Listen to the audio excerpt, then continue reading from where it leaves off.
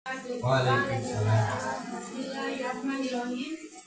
Izin bertanya, Habib, masalah hibah dan Al-Quran. Masalah nomor satu hibah.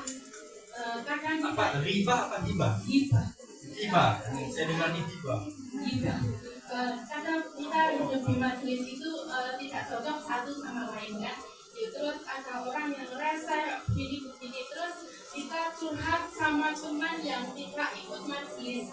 Apakah itu termasuk kita memberikan dosa pada teman kita yang curhat itu kita mengatakan teman itu tidak baik seperti ini. Kemudian teman kita itu memberikan solusi yang terbaik seperti ini. Apakah itu termasuk memberikan dosa?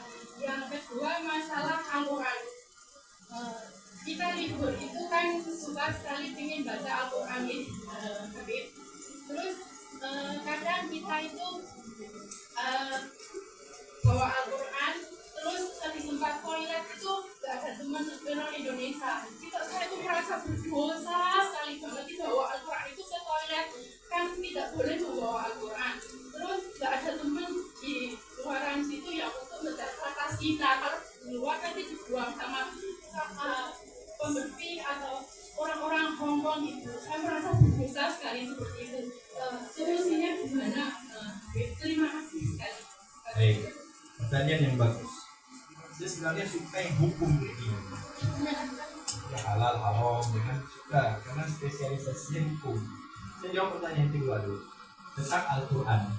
Jadi Bapak Ibu sekalian, wanita yang haid itu tidak boleh membawa Al-Quran. Tidak boleh yang libur ya haid ibas. Yang membawa Al-Quran yang bagaimana? Yang murni Al-Quran, kitabnya.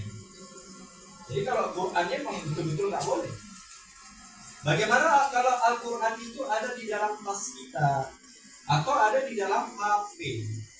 HP kita ini kan ada aplikasi Al-Quran. Nah kalau di tas itu tidak ada kitab lain kecuali Quran, maka tas itu hukumnya sama seperti Al-Quran. Bahkan ada pendapat ulama mengatakan kalau di tas cuma Quran, itu tasnya tuh murni apa dihukumi Quran juga. Dan kita nggak boleh menyentuhnya kecuali karena berwudu. Sampai ada yang berfatwa begitu. Kecuali kalau di dalam tasnya itu ada lipstik, ada dompet, ada macam-macam lah. Nah kita bisa mengatasi ini kalau untuk membawa ya, kita bisa mengatasinya dengan diniatkan membawa barang lain. Ya bawa Al-Quran itu udah apa. Tapi kalau cuma Quran doang kan nggak mungkin. Saya mau bawa barang lain. Jadi yang nggak boleh di dalam kamar mandi itu kalau Qurannya itu terbuka. Ya.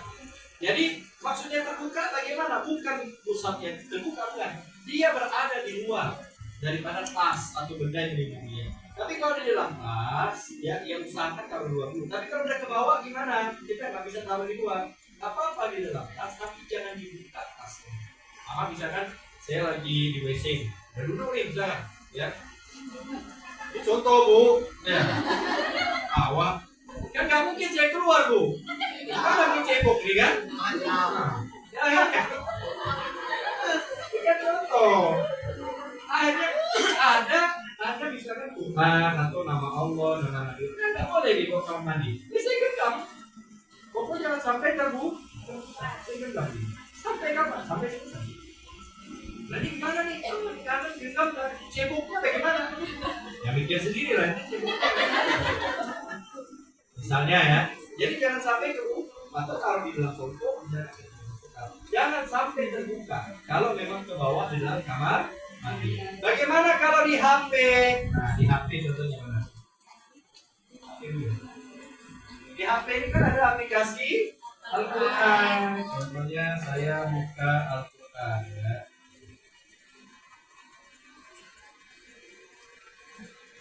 Nah ini Al-Quran. Kelihatan? Maka ini hukumnya seperti Al-Quran. HP saya seperti Al-Quran.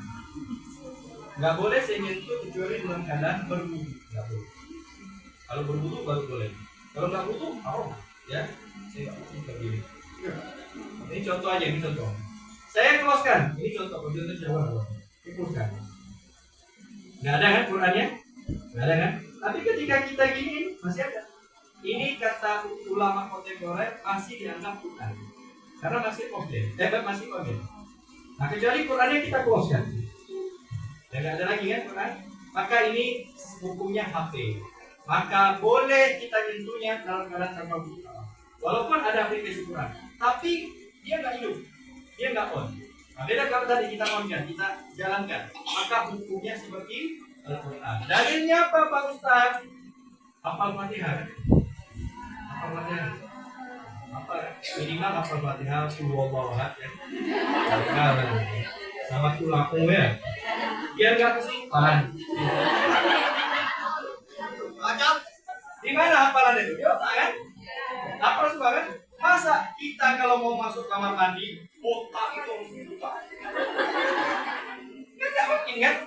Sampai informasi lebih, maka hukumnya haram jatuh kepada riba. Jadi boleh ibu bercerita kepada orang lain, ya dengan tujuan satu, agar orang itu berjaga-jaga dari kejelekan orang yang akan kita ceritakan. Tapi ingat, cukup kejelekannya saja yang dibutuhkan. Yang nggak dibutuhkan jangan nanti masuk riba. Seperti kriminal, ya kan? Masa nanti misalkan terus nyolong misalnya. Nyolong hati ibu-ibu ini apa ya? Linknya langsung berubah wajahnya. Kan misalkan ada polisi datang kan kamu tidak di menurut kamu nanti bersaksi nih kan? Oh, nanti riba. Kan mungkin. Saya harus sebutkan tapi sesuai informasi yang dibutuhkan. Yang kedua adalah untuk meminta solusi boleh. Tapi ingat tidak boleh lebih dari solusi yang kita butuhkan. Nah, misalnya saya punya teman di majelis dan tidak boleh menyebut nama. Enggak perlu sebut nama ya. Saya punya teman namanya Ibu Ningsi. Misalnya, maaf nih namanya Ningsi. Ningsi, apa kan? Saya nggak butuh informasi itu. Saya kan cukup, Pak, saya punya teman di majelis. Jadi kalau kami mau ngomong itu gimana? Saya kan kepengen hari majelis kayak gimana? Ya sudah. Saya kan cuma butuh informasi itu. Nah kalau saya nggak butuhnya nanti sebutkan. Makanya istilah seperti itu beda tipis dengan namanya riba. Jadi kita harus betul-betul belajar ya cara membedakan riba sama menyebutkan aib untuk masalah. Kalau kita nggak bisa lebih baik diam. Nanti kalau memang ada masalah yang betul-betul urgent, boleh kita menyebutkan tentu dengan cara-cara diantaranya orang yang diajak cerita, cara orang yang bisa menjaga amanah, terus bisa menjaga solusi, ya kan? Jangan pula orang baru ketemu jalan langsung kita ceritakan, itu kan orang nggak jelas asal usulnya. Kalau syarat yang terpenuhi, baru boleh kita menceritakan aib saudara kita dan kita nggak akan mendapatkan dosa. Wallahu a'lam. Sepertinya waktunya sudah mepet juga. Baik. Buang air, tapi kan ini ada hafalannya Pak Ustaz. Ada yasinnya, ada 30 juznya. Kan tidak kau ucapkan. Kecuali kau ucapkan, kau bukan alhamdulillah haram, itu haram. Kan tidak diucapkan. Yang diucapkan harus tak boleh. Nah itu hukum membawa Al-Quran di dalam hati nggak apa-apa selama tidak dilafazkan. Selama tidak dilafazkan nggak apa-apa. Cuma hebat banget ibu ini. Boker pun masih bisa ini sama Allah. Kan jadi kan? Wali. Itu yang kedua. Terus yang pertama riba. Oke ya. Riba itu definisinya dikruka di akhir kafima yang terlalu. Engkau menyebutkan yang tidak disenangi oleh saudara. Itu riba. Maka apa yang tidak disenangi oleh saudara kita sebutkan itu riba. Masuk kategori riba. Riba ini termasuk dosa gede, patuhi dengan tak lelah hati syaitan, mengalir tubuh. Tapi dikatakan seperti memakan daging saudara sendiri. Dan ingat dosa riba tidak akan diampuni hanya dengan maaf dan batinnya, nyamannya kan. Kita udah ngejek dia nih setahun, dibilang A, dibilang B, dibilang keturunan PKI, pendek kecil. Setahun kita ngolok deh. Nanti udah lebaran, maaf lahir batin ya. Iya. Nanti setahun lagi ngolok lagi. Tidak ada, tidak bisa.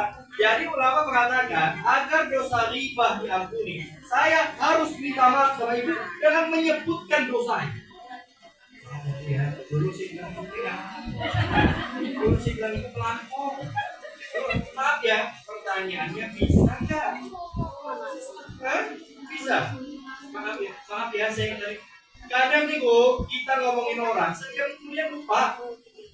Saya ngomongin ibu nih, nanti sore udah lupa. Tadi ngomongin apa aja? Dan Allah tidak pernah lupa. Nah, memang betul kata Imam Nawawi dalam kitab Al-Kitabnya, dia mengatakan boleh menyebutkan kejelekan saudara, tujuannya adalah intiqah bisyarihi, agar orang-orang itu berjaga dari kejelekannya. Bu, jangan kenalan dengan ini, bahaya. Dia tiap-tiap ini duitnya banyak. Ampun, boleh, tapi tujuannya apa? Biar ibu berjaga dari dia. Cuma sebatas kejelekannya aja. Misalkan gini, yang berbahaya apa? Copetnya. Ya udah, saya hanya menyebutkan aib copetnya, jangan menyebutkan aib rumah tangga.